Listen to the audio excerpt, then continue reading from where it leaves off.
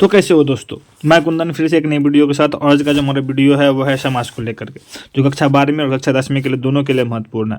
तो ये बिहार बोर्ड 2024 के लिए बनाया गया है, जो आपके समाज से ऑब्जेक्टिव पूछा जाता है। अगर आप ये वीडियो को देखते हैं तो आपके जो समाज का ऑब्जेक्टिव है वो सारा आपके क्लियर हो जाएगा और इससे बाहर कोई भी ऑब्जेक्टिव आपसे नहीं पूछा जाएगा। तो चलिए बिना किसी देरी के हम इसको शुरुआत करते हैं। तो उससे पहले समाज से कुछ छोटे मोटे पॉइंट को जानते हैं। तो हमारा जो पहला टॉपिक है वो है समाज। आज का जो टॉपिक है वो है समाज। समाज क्या होता है? तो समाज जो होता है वो आपका होता है पदों का मेल। पदों के मेल को हम लोग क्या कहते हैं? समास कहते हैं। या आपसे कभी उल्टा पूछ दिया जाएगा कि पदों का मेल क्या कहलाता है, तो पदों का मेल क्या कहलाता है? समास कहलाता है। या समास क्या होता है? तो समास पदों का मेल होता है। इसके भेद, इसके टोटल 6 भेद होते हैं, ठीक है। अव्ययी भाव समास, तत्पुरुष, कर्मधारय, द्वंद्व, द्विगु, बहुब्रीहि। उसके अतिरिक्त एक नई समास भी होता है जिसके बारे में अधिकतर नहीं पूछा जाता। तो चलिए हम बिना किसी देरी के हम अपने ऑब्जेक्टिवों पर चलते हैं। तो इस वीडियो को बिना स्किप किए अंत तक जरूर देखें। तो अब जो हमारा टॉपिक है वो है दाल रोटी कौन सा समास है? तो दाल रोटी, तो दाल रोटी जो है दो अलग अलग, इसके दोनों पद प्रधान है, इसलिए इसका जो सही उत्तर हो जाएगा वो हो जाएगा द्वंद्व समास, ठीक है। द्वंद्व समास किसे कहते हैं? द्वंद्व समास वैसा समास होता है जिसके दोनों पद प्रधान होते हैं और इसमें दाल और रोटी दो अलग अलग पद होते हैं। और इसके बीच में क्या होता है ना, अधिकतर द्वंद्व समास में योजक चिन्ह बीच में रहता है। द्वंद्व समास के बीच में क्या रहता है? योजक, इस तरह का सिंबल घटाव के जैसा, यानी कि इसके बीच में मिसिंग है, इस तरह से बीच में क्या रहेगा? हल्का सा डैश करके दिया हुआ रहेगा। तो उससे भी आप समझ सकते हैं कि ये क्या हो जाएगा? द्वंद्व समास होता है। अब चलते अगले प्रश्न पर। अगला प्रश्न हमारा है कि घनश्याम कौन सा समास है? तो घनश्याम जो है वो हमारा है कर्मधारय समास। क्यों? अब कर्मधारय समास क्या होता है? तो कर्मधारय समास वो समास होता है जो किसी की विशेषता बतलाता है, जिसका पहला पद विशेषण विशेष होता है, ठीक है। उसे हम कहते हैं क्या चीज़? कर्मधारय समास, ठीक है। और इसका जब आप अगर विशेष पदों का विग्रह कीजिएगा तो घनश्याम, यानी जिसका जो घन है वो श्याम के समान है, यानी कि उस घन की विशेषता क्या है? वो श्याम के समान है, इसीलिए इसे कर्मधारय समास के अंतर्गत रखा जाता है। अब है अगला प्रश्न हमारा है चौराहा। जब इसका विग्रह कीजिएगा तो ये है आपका पहले द्विगु समास। अब द्विगु समास होता है क्या? तो द्विगु समास ऐसा समास होता है जिसको अब अगर विग्रह कीजिएगा तो शुरू वाला जो पद होगा वो संख्या की तरफ इशारा करेगा। किसके तरफ? नंबर के तरफ। नंबर के तरफ क्या करेगा? इशारा करेगा। तो चौराहा, चौराहा किसको कहता है? जिसमें यहाँ पे 4 रास्ता का समूह। तो शुरुआत में जो आया वो क्या आया? चौराहा, 4 रास्ता, यानी कि शुरुआत में जो पहला पद आया वो संख्यावाचक आया, इसीलिए द्विगु समास होता है। अगला प्रश्न हमारा है चतुर्भुज। चतुर्भुज क्या होता है? तो देखिए कभी अब इसको भी अगर आप विग्रह कीजिएगा तो देखिएगा तो 4 चतुर्भुज यानी कि 4 भुजा। तो उस हिसाब से अभी जो पहले वाले सवाल बताए थे तो उसके हिसाब से तो द्विगु होना चाहिए, लेकिन इसमें द्विगु नहीं है। अब ऐसा क्यों? तो चतुर्भुज यानी कि 4 भुजा वाले, और 4 भुजा जो है वो एक अलग की तरफ इशारा कर रहा है जिसका नाम है विष्णु। तो जब कभी भी हमें कोई पद एक अलग शब्द देता हो, एक अलग अर्थ देता हो, तो उसे हम बहुब्रीहि समास के अंतर्गत रखते हैं और सबसे पहले इसी की प्राथमिकता दी जाती है। ये अगर नहीं है तब कोई अन्य, अगर ऑप्शन में हमारा बहुब्रीहि समास नहीं रहता तब हमारा द्विगु समास ठीक था, लेकिन ऑप्शन में बहुब्रीहि समास है इसीलिए हमारा बहुब्रीहि समास इसका आंसर होगा। ऐसा क्यों होगा? तो ऐसा इसीलिए होगा क्योंकि ये एक अलग अर्थ की तरफ इशारा कर रहा है, एक अलग अर्थ दे रहा है, इसीलिए, ठीक है।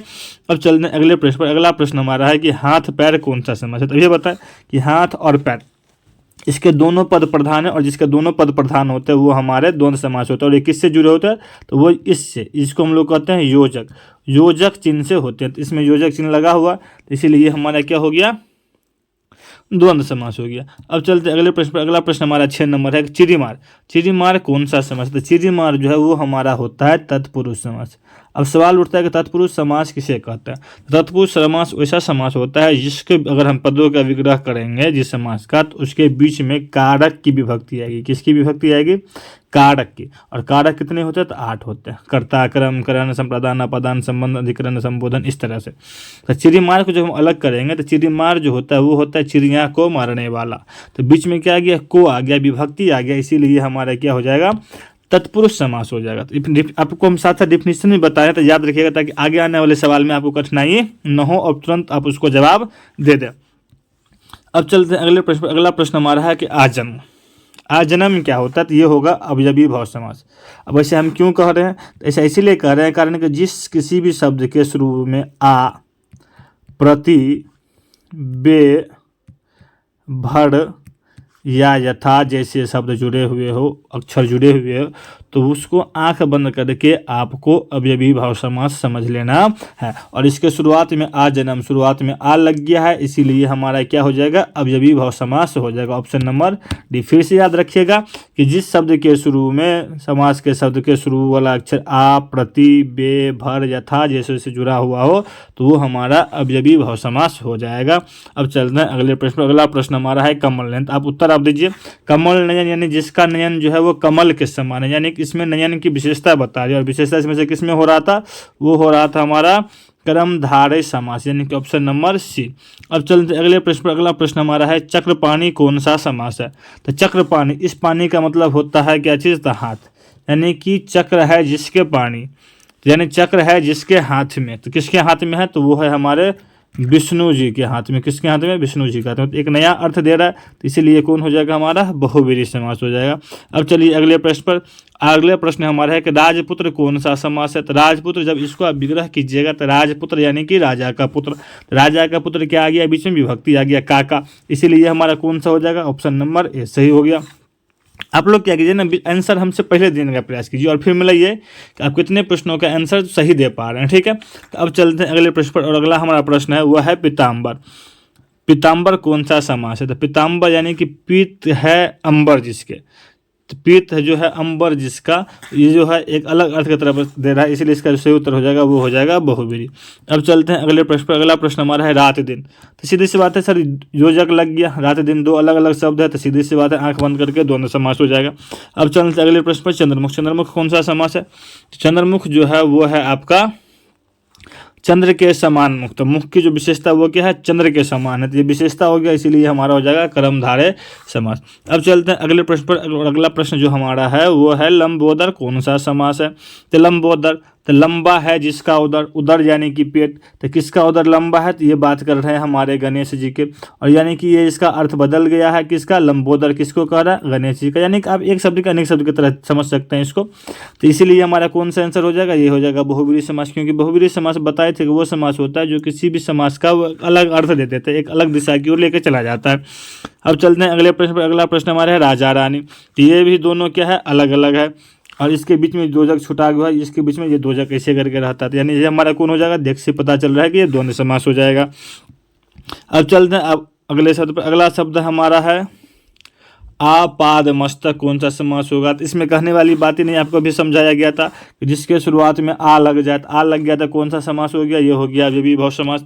अब चलते हैं अगले प्रश्न पर। अगला प्रश्न है गजानन।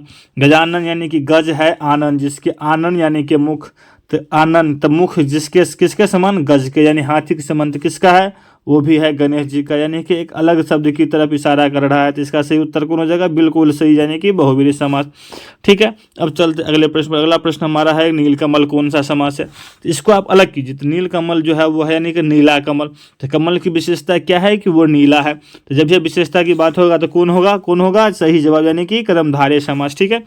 तो आप लोग उत्तर दीजिए पहले, ताकि आप लोगों को समझ में आए कि हम सीख रहे हैं या हमें कुछ कुछ समझ में आ रही है। अगर आपको समझ में आ रही है तो ये वीडियो बनाने का जो हमारा उद्देश्य है वो समझिए कि हमें सफल हो गया, ताकि हमारा जो मुख्य उद्देश्य है वो है आपको शिक्षित करना, आपको जानकारी प्राप्त करना। और अगर आपको ये वीडियो अच्छा लगेगा तो ज़रूर है कि आप इसको लाइक कीजिएगा और अपने दोस्तों में शेयर जरूर करवाइएगा, ठीक है। अब चलते हैं अगले प्रश्न पर। अगला प्रश्न हमारा है कि नीलांबर कौन सा समास है। तो इसको भी अलग कीजिए।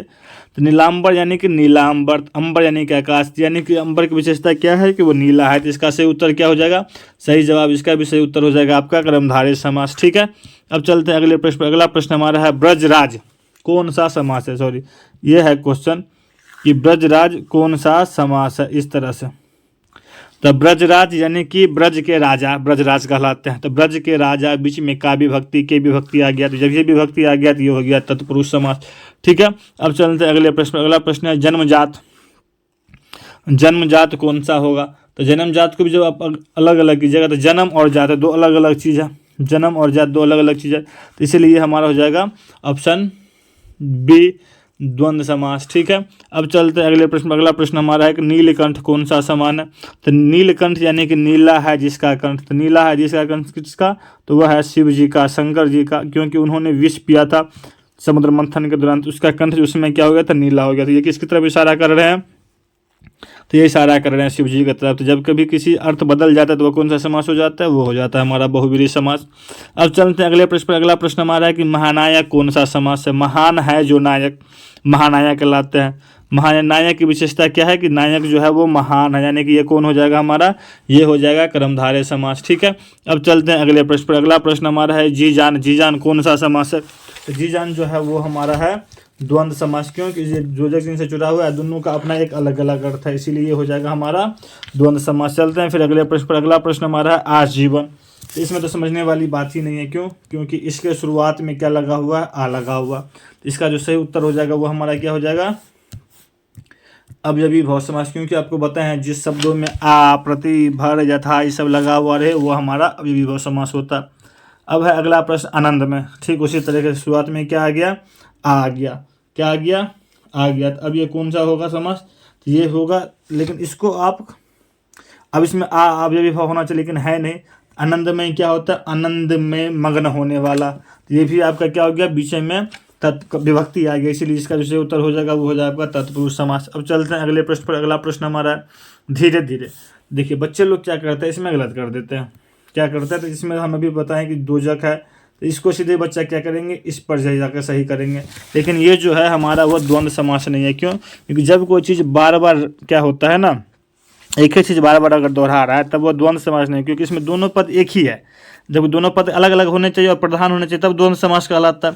तो इसीलिए जब दोनों एक ही शब्द दो बार होता है तो वो जो हमारा आंसर हो जाएगा वो हो जाएगा द्वंद्व समास नहीं होगा, बल्कि वो जो हमारा सही उत्तर होगा वो होगा हमारा अवयवी भाव समास। ठीक है, अब चलते हैं अगले प्रश्न। अगला प्रश्न हमारा है त्रिफला शब्द कौन सा समास है। त्रिफला, तो इसको अलग कीजिएगा, यानी त्रिफलों का समूह। तो यानी कि त्रिफलों यानी कि तीन फलों का समूह, शुरू में तीन संख्यावाचक, असंख्यावाचक किसमें, तो वो है आपका द्विगु समास में।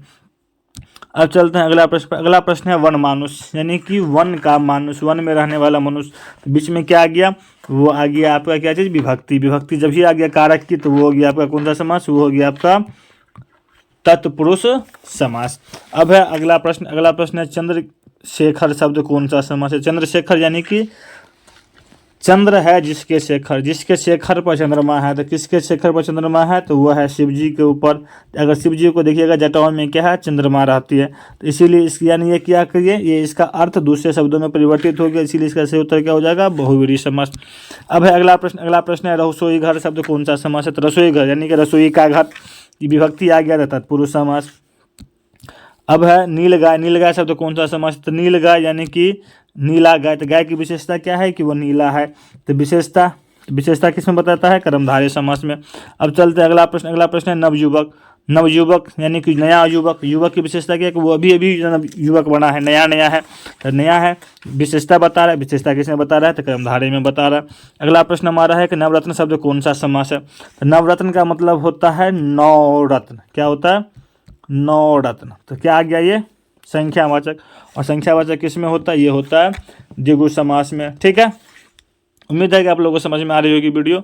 अब चलते हैं अगले प्रश्न पर। अगला प्रश्न हमारा है कि आजकल, आज और कल दो अलग अलग शब्द और दोनों की अलग अलग प्रधानता, इसीलिए इसका सही उत्तर क्या हो जाएगा, ये हो जाएगा द्वंद्व समास, बिल्कुल सही। अब है अगला प्रश्न यथा समय। अब ये बताए थे कि जब शुरुआत में यथा प्रति भर लग गया हो तो क्या होगा, वो होगा अभी विभव समास, इसमें सोचने वाली बात ही नहीं है। अब चलते हैं अगले प्रश्न। अगला प्रश्न है रामानुज। रामानुज यानी कि राम का अनुज, राम का अनुज। तो क्या लगा बीच में, का, विभक्ति। विभक्ति किस में लगता है, तो वो लगता है तत्पुरुष समास, यानी ऑप्शन नंबर ए। अब चलते हैं अगले प्रश्न। अगला प्रश्न है धनहीन। विग्रह कीजिए, अलग कीजिए। धनहीन का मतलब होता है धन से हीन, उसके पास धन बिल्कुल भी नहीं है, तो धन से हीन है, तो इसमें भी से विभक्ति आ गया। विभक्ति किस में लगता है, तो तत्पुरुष समास में लगता है। किस में लगता है, तत्पुरुष समास में। अब है अगला प्रश्न। अगला प्रश्न हमारा है तीर्थ यात्रा शब्द कौन सा समास है। तीर्थ यात्रा यानी कि तीर्थ की यात्रा करने वाला, तीर्थ यात्रा, तीर्थ की यात्रा, तो इसमें भी विभक्ति लग गया, तो इसका भी सही उत्तर क्या हो जाएगा, ये हो जाएगा तत्पुरुष समास। अब है पंचवटी। पांचवटी का समूह, पंचवटी, पांचवटी, तो शुरुआत में क्या आ गया, पाँच। पाँच किस में आता है, वो आता है द्विगु समास में, संख्यावाचक। अब है प्रतिदिन। अभी क्या बताए थे, जब किसी भी शब्द के शुरू में यथा प्रति वेद प्रतिलज्ञा किस में होगा, एकदम बिल्कुल सही, बी नंबर ऑप्शन है विभव समास। अब है भर पेट। फिर वही बात कि भर किस में लगता है, तो भर किस में लगता है, वो लगता है विभव समास में। अब है अगला प्रश्न त्रिलोक। त्रिलोक शब्द कौन सा समास होता है, त्रिलोक होता है त्रिलोक, 3 लोकों का समूह, त्रिलोक संख्यावाचक, संख्यावाचक किसमें, द्विगु समास में। अब चलता है अगला प्रश्न। अगला प्रश्न हमारा है यथाशीघ्र। यथाशीघ्र कौन सा समास है, तो यथा लग गया। यथा किसमें लगता है, ये लगता है आपका अवयवी भाव समास में।